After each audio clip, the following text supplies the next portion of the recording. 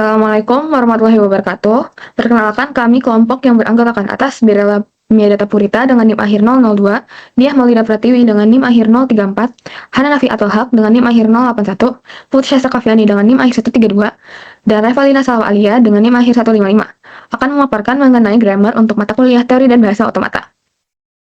Nah, mungkin kita mulai dari grammar. Grammar adalah sebuah mekanisme untuk menjelaskan bahasa atau disebut juga languages.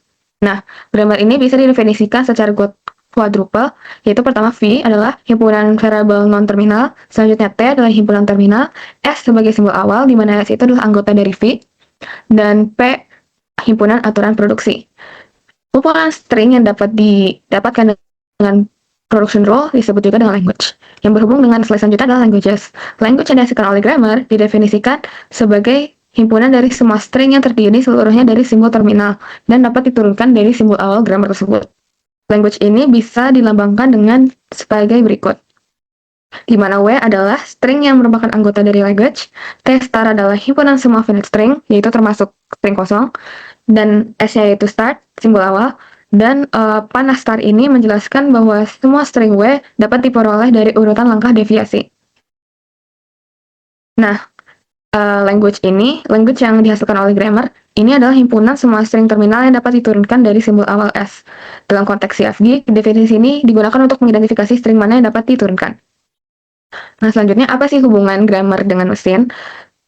Grammar itu menghasilkan atau mendeskripsikan language, sedangkan mesin itu menguji keanggotaan dalam language itu sendiri. Nah, mungkin menggunakan hierarki Chomsky, kita bisa mengklasifikasikan language, grammar, dan mesin dengan sesuai. Pertama, pada tipe 3 menggunakan jenis grammar regular grammar, yaitu right or left linear, menggunakan DFA dan NFA. Selanjutnya tipe 2 menggunakan konteks free grammar, menggunakan NDPA. Selanjutnya tipe 1 menggunakan konteks sensitive grammar, menggunakan linear bounded automata. Dan terakhir tipe 0, recursively enumerable, menggunakan jenis grammar unrestricted grammar, dan menggunakan mesin Turing. Mungkin segitu saja pemaparan saya, akan dilanjutkan oleh rekan saya. Selanjutnya, kita akan membahas mengenai penurunan. Penurunan atau derivation sendiri merupakan proses untuk menghasilkan string terminal atau simbol akhir dari simbol awal dalam sebuah CFG. Proses ini dilakukan dengan mengganti non-terminal atau simbol awal menggunakan aturan produksi sampai tidak ada non-terminal yang tersisa. Dalam penurunan terbagi menjadi dua hal, yaitu penurunan paling kiri, yaitu leftmost derivation, dan penurunan paling kanan, yaitu rightmost derivation. Untuk leftmost derivation sendiri, pada leftmost derivation ini, non-terminal paling kiri selalu diganti terlebih dahulu. Tujuannya agar alur penurunan lebih teratur dan lebih mudah diikuti. Seperti pada contoh, semua bagian dari non-terminal paling kiri diganti terlebih dahulu sesuai dengan simbol yang di bold dan menghasilkan string AB. Kemudian pada penurunan paling kanan atau rightmost derivation, kebalikannya dari leftmost, di sini selalu diganti non-terminal paling kanan, sehingga urutannya berbeda.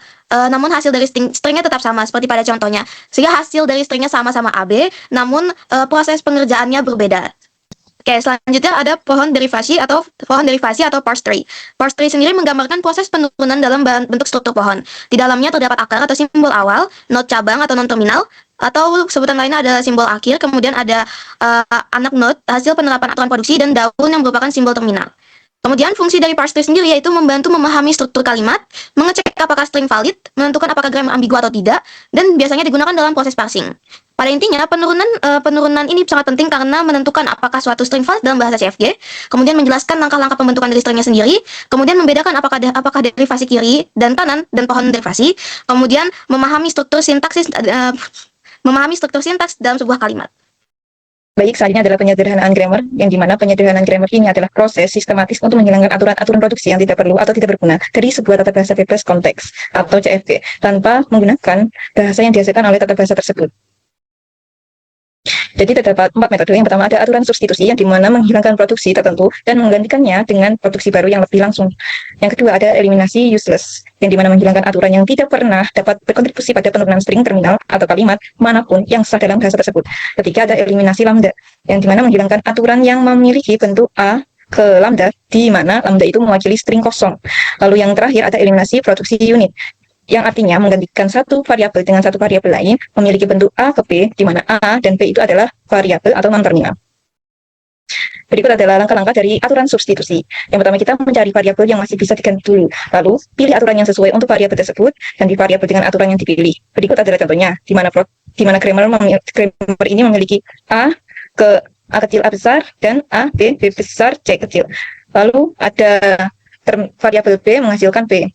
Jadi, di Di sini kita lakukan substitusi dengan melakukan produksi dari variabel A yang menghasilkan A, B besar, C kecil. Dengan menggantikan B besar ini menggunakan produksinya, yaitu B besar menghasilkan B kecil. Hasilnya menjadi seperti berikut.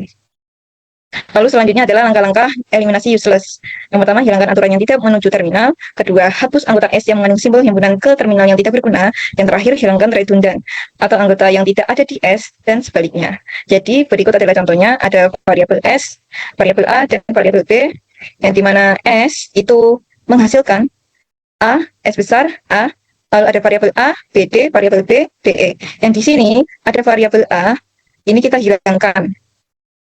Jadi menjadi seperti ini. Jadi menghasilkan variabel S, menghasilkan A, SA, dan B besar, DE. Lalu ada variabel B menghasilkan B besar, B besar, B besar, dan A. Lalu ada eliminasi lambda yang dimana langkah-langkahnya sebagai berikut. Hilangkan simbol yang terdapat empty atau simbol lambda dalam himpunan produksi. Lalu variabel tidak dihapus jika masih ada cabang terminal. Variabel yang berhubungan. Lalu ada buat himpunan produksi baru yang sudah disederhanakan. Berikut adalah contohnya. Jadi yang ada variabel A yang menghasilkan lambda akan dihilangkan. Lalu untuk langkah pada eliminasi produksi unit sebagai berikut, identifikasi semua aturan produksi unitnya, lalu yang kedua tentukan semua produksi non-unit yang dapat dihasilkan oleh variabel tujuan, lalu tambahkan produksi langsung, dan terakhir hapus simbol variabel yang tidak berguna atau tidak mempunyai turunan. Jadi sebagai berikut contohnya. Baik, selanjutnya saya di sini akan menjelaskan mengenai bentuk normal grammar. Dalam kesempatan kali ini saya akan menjelaskan dua jenis grammar yang paling sering digunakan dalam analisis formal, yaitu CNF dan GNF. Namun, sebelum kita akan masuk lebih dalam mengenai dua bentuk itu, kita akan mengenal dulu mengenai konsep dasar dari bentuk normal grammar. Menurut pengertiannya, bentuk normal grammar ini adalah sebuah representasi standar dari grammar, di mana setiap aturan produksi ditulis dalam pola tertentu tanpa mengubah bahasa yang dihasilkan. Kenapa perlu bentuk normal? Simpelnya itu untuk membuat grammar lebih terstruktur, lebih sederhana, dan konsisten untuk keperluan analisis formal. Selanjutnya, kita akan masuk ke dalam bentuk yang pertama, yaitu CNF atau Chomsky Normal Form. Nah, dalam CNF, setiap aturan produksi harus mengikuti salah satu dari pola berikut. Yang pertama, variabel A dapat diturunkan menjadi string yang terdiri dari simbol B dan C. Artinya, sebuah variabel dapat menghasilkan dua variabel lain. Yang kedua, yaitu variabel A dapat diturunkan menjadi terminal A. Artinya, sebuah variabel dapat menghasilkan satu simbol terminal. Dan dua bentuk ini adalah bentuk baku dalam CNF. Namun, dalam grammar itu tidak lengkap jika tidak ada syaratnya. Nggak hanya cuma memenuhi dua bentuk produksi tadi, ada beberapa syarat tambahan. Yang pertama, tidak boleh ada epsilon produksi, yaitu aturan seperti diturunkan menjadi epsilon, kecuali jika epsilon itu hanya boleh muncul untuk start simbol. Yang kedua, tidak boleh ada unit protection. Lanjut, tidak boleh ada useless simbol, artinya semua simbol itu harus dapat menghasilkan string terminal dan dapat dijangkau dari start simbol. Selanjutnya, jika sebuah simbol tidak berguna atau tidak terjangkau harus dihapus. Dan terakhir, tidak boleh ada simbol yang tidak pernah dipanggil dari start simbol, itu harus dihapuskan. Selanjutnya, kita akan masuk ke bentuk normal yang kedua, yaitu Grayback Normal Form atau biasa dikenal dengan GNF. Dan GNF ini memiliki ciri khas tersendiri di mana setiap produksi itu harus diawali dengan sebuah terminal, baru kemudian diikuti dengan satu atau lebih variabel. Contohnya seperti pada layar, di mana sini variabel A dapat diturunkan menjadi terminal A, baru diikuti dengan variabel ini sendiri. Next, secara formal, setiap aturan produksi di GNF itu bentuknya seperti ini. Di mana A dapat diturunkan menjadi terminal A, diikuti dengan variabel A1, A2, seterusnya sampai AN. Selanjutnya, ada syarat kedua, yaitu tidak ada epsilon produksi. Artinya aturan A diturunkan menjadi epsilon itu tidak diperbolehkan sama sekali. Kemudian tidak boleh ada unit protection. Seperti variabel A diturunkan menjadi string yang terdiri dari variabel B itu nggak boleh dan harus dihilangkan. Kemudian tidak boleh ada rekursi kiri atau left recursion. Kenapa nggak boleh ada left recursion?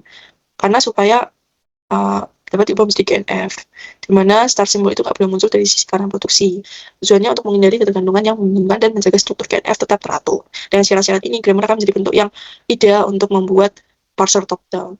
Nah, selanjutnya ini ada beberapa kesimpulan dari penjelasan yang saya sampaikan tadi mengenai perbedaan dari CNF dan GNF, baik dari bentuk produksinya, untuk posisi terminalnya, untuk epsilon produksi, unit protection, rekursi kiri, dan kegunaan utamanya. Selanjutnya itu masuk ke bagian contoh-contoh. Di sini terdapat contoh penurunan kanan, kemudian contoh penurunan kiri, penurunan pohon, terus ada penyederhanaan, kemudian ada Chomsky Normal Form dan Greenberg Normal Form dari suatu language. Nah, di sini contoh yang pertama itu language-nya. Di situ ada aturannya S itu A besar B besar atau B kecil, kemudian A itu menuju A kecil A besar atau A kecil, kemudian B-nya menuju B besar B kecil atau A besar atau lambda. Nah, di situ ada grammar secara definisi formalnya. Next. Nah, di sini ada penurunan kanan dan penurunan kiri dari language sebelumnya. Dari penurunan kanan dan penurunan kiri didapatkan hasil yang sama meskipun caranya berbeda. Penurunan kanan tadi menurunkan variabel yang berada di kanannya terlebih dahulu. Kemudian yang penurunan kiri menurunkan variabel yang berada di sebelah kiri terlebih dahulu. Kemudian di sini ada penurunan pohon. Nah, penurunan pohon ini mendapatkan hasil yang sama seperti penurunan kanan dan juga penurunan kiri. Di sini penurunan pohon yang pertama itu menurunkan variabel yang berada di sebelah kiri, kemudian selanjutnya menurunkan variabel yang di sebelah kanan, selanjutnya yang di kiri, kemudian kanan lagi, begitu terus sampai dihasilkan string yang diterima. Selanjutnya itu adalah penyederhanaan sebuah language. Nah, di sini language-nya berbeda dari yang tadi. Di sini dapat dilihat language-nya itu berada di sebelah yang kiri. S menunjuk A kecil B besar, hanya A kecil A besar, atau A kecil B besar C kecil, kemudian B-nya itu A kecil A besar atau B kecil. Nah, cara yang pertama itu kita mensubstitusi B besar menuju B kecil ke dalam language yang lain, atau di dalam S menuju A besar B besar. Nanti jadinya A kecil B kecil. Kemudian langkah selanjutnya itu substitusi B besar ke dalam persamaan aturan produksi yang lain. Di situ kita masukkan aturan B besar A kecil A besar itu ke dalam S menuju A besar B besar. Jadinya A kecil A besar. Dan kita juga memasukkan aturan itu ke dalam aturan yang A. Sehingga didapatkan seperti di slide. Kemudian yang terakhir yaitu menghapus yang mengandung variabel B, karena variabel B sudah tidak akan dicapai lagi. Dan didapatkan hasil akhir penyederhanaannya yaitu hanya ada variabel S dan A. Kemudian yang selanjutnya itu ada CNF atau Chomsky Normal Form. Di sini kita mengubah language yang ada menjadi sesuai dengan aturan CNF, yaitu bentuknya adalah semuanya adalah variabel atau hanya satu terminal. Nah, di sini langkah-langkahnya itu mengubah terminal A menjadi variabel TA dan terminal B menjadi variabel TB. Dan seperti yang ada pada slide tersebut, didapatkan hasil akhirnya tersisa variabel-variabel dan terminal. Kemudian yang selanjutnya, karena masih ada variabel yang lebih dari 2, kita mengubah variabel TA A besar menjadi variabel V1 dan variabel TA B besar menjadi variabel V2 dan variabel TA TB menjadi variabel V3. Nah, didapatkan hasil akhir sudah sesuai dengan aturan CNF, yaitu mengandung 2 variabel atau 1 terminal. Hasil akhirnya dapat dilihat pada slide. Kemudian yang terakhir yaitu adalah contoh dari GNF atau Grain Based Normal Form. Nah, language-nya ada variabel S, A, dan B. Kemudian langkahnya itu substitusi A B besar B ke dalam B besar menuju A besar. Nah, di sini aturan GNF itu setiap aturan harus diawali oleh terminal, dan selanjutnya adalah variabel-variabel atau minimal adalah satu terminal. Nah, setelah substitusi tadi, kita masih memiliki aturan yang mengandung variabel terminal setelah variabel. Nah, untuk mengubahnya lagi, kita bisa mengubah terminal B kecil menjadi variabel TB. Nah, sehingga hasil akhirnya aturan-aturan tersebut sudah sesuai dengan GNF, yaitu semua aturan diawali oleh terminal dan diikuti oleh variabel-variabel. Sekian penjelasan materi tentang konteks free grammar dari kelompok kami. Kurang lebihnya mohon maaf. Terima kasih.